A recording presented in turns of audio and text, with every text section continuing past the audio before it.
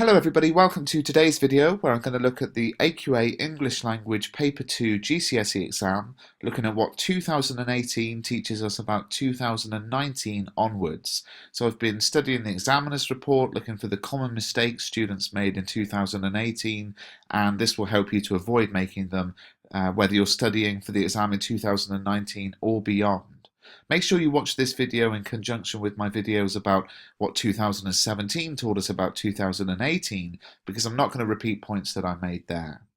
So a quick reminder of the questions. Question 1 is the 4-mark question. You're given 8 statements and asked to identify 4 which are true.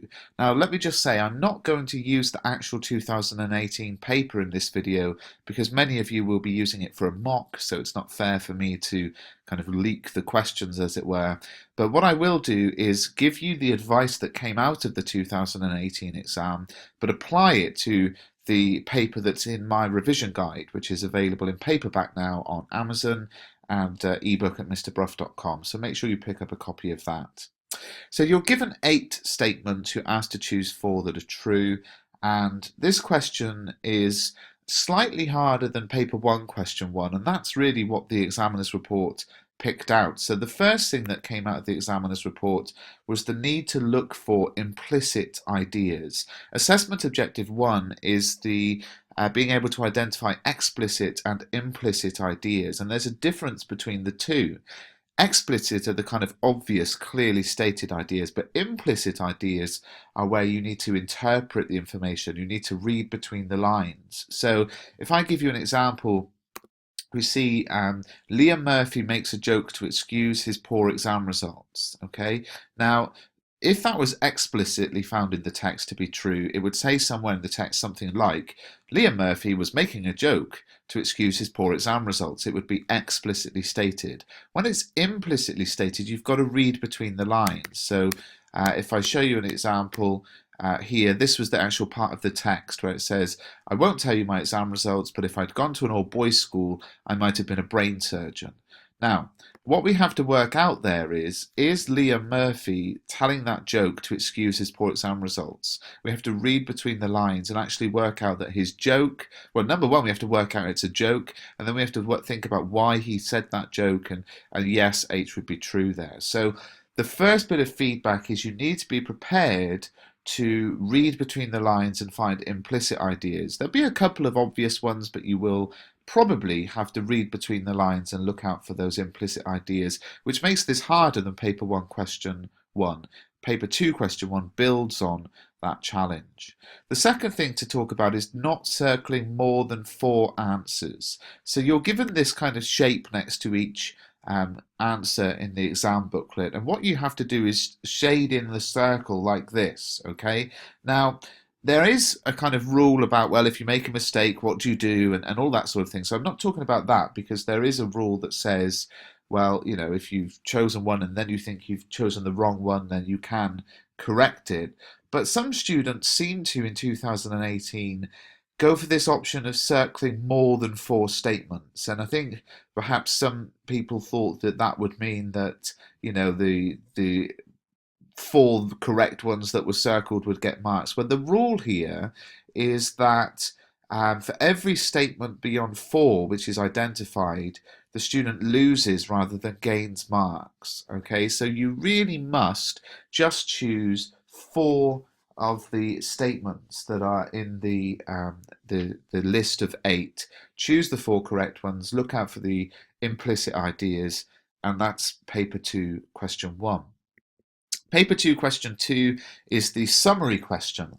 And this is a question which is, you know, I've talked about extensively in my paper 2 playlist. It's a question that is, you know, challenging because what it's actually asking you to do is make inferences, not just summarize. We know from my videos that this could be summarize the differences, summarize the similarities, or summarize the views on a topic.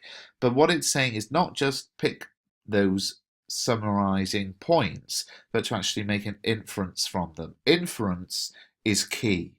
And inferring meaning is really about working out something that is not in the text. And again, if I give you an example, this is from my revision guide.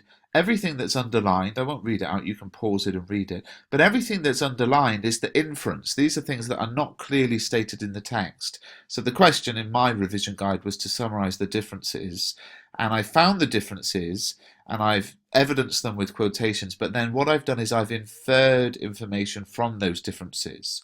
So there's Mr. Bruff has an informal attitude and Thompson has a much more formal tone, but then the inference is, well, this emphasizes his passion and sense of humor, reflecting the non-controlling attitude he has to education. He puts the students and their needs before himself. And with Thompson, the formal tone emphasizes the difference in status between himself and Mr. Woollock, to whom he writes. Thompson clearly has a defined role of authority, which he's keenly protecting and projecting in this letter. So what you do in this question is you find whatever the topic of the question is, similarities, differences, views on the topic, but then you infer, given that this is the information I found, what does that lead me to realize about what I've been asked to focus upon? Okay, so given that Bruff has an informal attitude and Thompson has a serious attitude, what can I realize about them from that? Okay, and this is something that, again, and it was the same in 2017, lots of students were able to find appropriate textual appropriate textual details, but crucially failed to infer any meaning at all. Now, the wording of the question itself doesn't suggest that you need to infer, but you need to know that, and you will know if you've got my revision guide, you watch the videos, inference is key. Question 3 is the language analysis question that we see in paper 2. It can be about either source. And a couple of things to point out about this question: stick to the lines that are stated. So some students referred to the wrong lines, and you need to make sure that you write about the part of the text that you are directed to. There is a rubric infringement if you don't do that. So let's say you've got to write between lines of 16 and 30. If you pick out something from line 10, then there is a rubric infringement, which is that if a student writes about language outside of the given lines or from the wrong source, but with the correct focus, the response is placed in the appropriate level according to the quality of what is written, but placed at the bottom of the level. Okay, so the marks are divided into 4 levels. I'm sure you know that. So let's say that what you write is an amazing answer that couldn't be better and would be the top marks in the entire paper, the top of, let's say, the top of level 4, but you wrote about the points you drew were from the wrong part of the text, then your mark is going to come from the bottom of level 4. So you're potentially losing a significant amount of marks if you write about the wrong part of the text. Now, what I would say is, you must never underestimate how easy it is to do this, particularly when you've read the source and you've spotted something, that's a really good language technique there, a word or a phrase or a language feature technique, whatever it is. I'm going to write about that in my question when we get to the language analysis. You've got to choose from the right lines. So, the marks for this question are divided into 4 levels, and, level 4 is 10 to 12 marks. So you could go from your 12 marks all the way down to 10 marks just because you chose the wrong part of the text.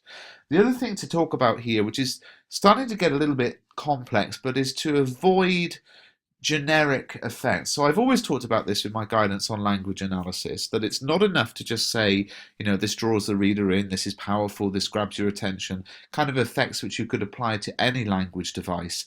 But beyond that, you also mustn't just write these emotive effects that are very generic as well. So, this creates fear or excitement or something like that. And again, that the idea that these generalized effects that language has, you need to be very specific about the effect. And this is the same with paper 1 question 2. You need to be very precise about what the effect of the language device is. And I think the best way to do this, looking at the exemplars and the mark scheme and that kind of thing, is to make sure the explanation you write is very much specific to the paper itself and the source itself and the the kind of question itself. So let me give you an example here. This is again from my revision guide. Thompson uses language to manipulate Mr. Woollock, his reader, when he writes, "As you are supposedly aware, lessons begin at 7:30 a.m." The use of the adverb supposedly is here used to criticise Mr. Woollock as a parent, subtly suggesting Woollock may be to blame for his son's lateness.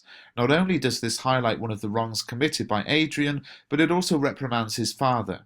Interestingly, Thompson's point about lateness has nothing to do with Woollock's letter. We sense that Thompson is exploiting the opportunity to assert his authority from the beginning. His reference to a proven fact therefore aims to put Mr. Woollock at a disadvantage from the start. So this is analysis of one word, supposedly. But the analysis is very, very precise and specific and related to the sources, what it was that the head teacher Thompson was trying to achieve, and the effect he was trying to impress upon Mr. Woollock. Now that is very, very specific to the text, and therefore that's not just a generic effect that you could have learned. So the exam board are really looking for you to engage specifically with the text, and where your answers are very much precisely about the text itself and clearly about the context of whatever it is you're writing about, then that's where you're going to help or be helped to avoid generic effects, whether they're emotive effects or just kind of draws the reader in, vague effects. This generic idea of this has this effect needs to go beyond that and explain the specific effect and how that effect is achieved. Question 4 is a very difficult question. You're referring to both the sources, comparing their perspectives or attitudes or viewpoints on a topic, and you've got the 3 bullet points there. And again, this is not my how to answer these questions. Have a look at my paper 2 playlist because it's all covered in there. But one of the things that was really interesting about the examiner's report was this idea of stepping stones.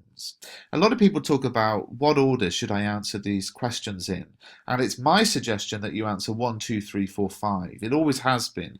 The questions build on each other, but that is developed in the examiner's report for 2018. The exam board also say it makes sense to answer in order, and it says that the preceding reading questions provide the student with practice and inspiration for this response. So what they're saying is that in question 1, you gain an understanding of the ideas, and in question 2 you start to synthesize between the texts, and in question 3 you start to focus on methods, and then you almost put all of that together. Those are stepping stones that build up to question 4, and I think that's worth pointing out here, because one of the other things that came out was this idea of comparison. This is a comparison question, and you have to compare. And of course, you've developed that skill already in question 2 if you've answered in order. And finally, to explore the effect of the methods used. So the second bullet point is key. Compare the methods used to show these attitudes. So it's not just what are the attitudes and viewpoints, but what are the methods used to present them. And I think it's really interesting because in 2017 there was a lot of feedback that students weren't addressing methods at all. They were just saying about what are the attitudes or viewpoints or perspectives. In 2018 it's moved beyond that, and students are now actually explaining the methods that are used. So that's fantastic. But what we have to do is move beyond that and say, okay, what is the effect, or how do those methods contribute to presenting the writer's point of view? So as with all of these exams, it's not really about feature spotting, it's the effect. So again, here's an example from my guide. Liam Murphy writes in an informal tone which matches his more modern and relaxed attitude to education. Okay, so there's my identity, identifying the method, it's an informal tone. Identifying the perspective, he has a relaxed attitude to education. Then I've got to explain essentially how the informal tone shows the attitude to education. He states, I'm inclined to agree with the bloke, which seems almost out of place, particularly considering the format of the text is a public article.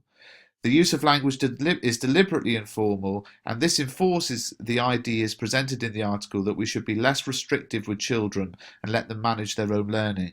Once again, Edgar Thompson's attitude is completely different. The formal tone shows that he sees education as purely a formal experience. It is almost as if we sense that there is no personal or informal element to this letter because he does not believe in that person in because he does not believe that personal feelings mixing within are appropriate in the educational sphere. Sorry, when I've copy and pasted that from my ebook, it's messed it up a little bit with the formatting.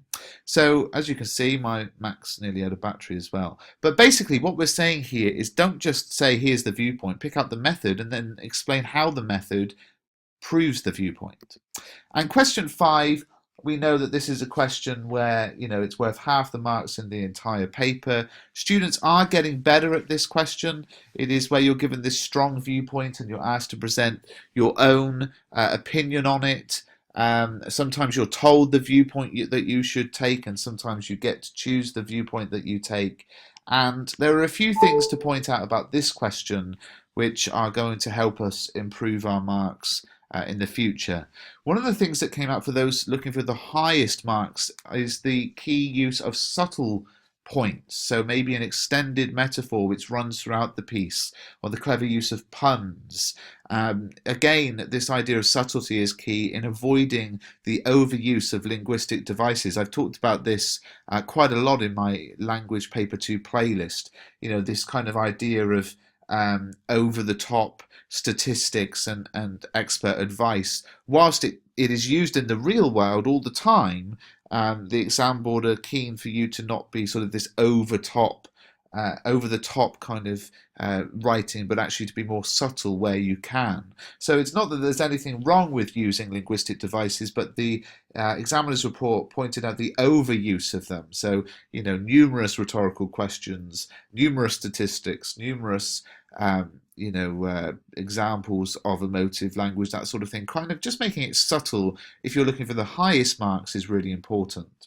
The imprecise use of more sophisticated vocabulary. This was something that came up in the paper 1 question 5, and I talked about it in last week's video, that you have to make sure that you're using vocabulary that you are familiar with, that you know. You mustn't sort of think, here are 5 big words I'll try to put in, because the reality is what happens is students put in those 5 big words but don't quite use them properly.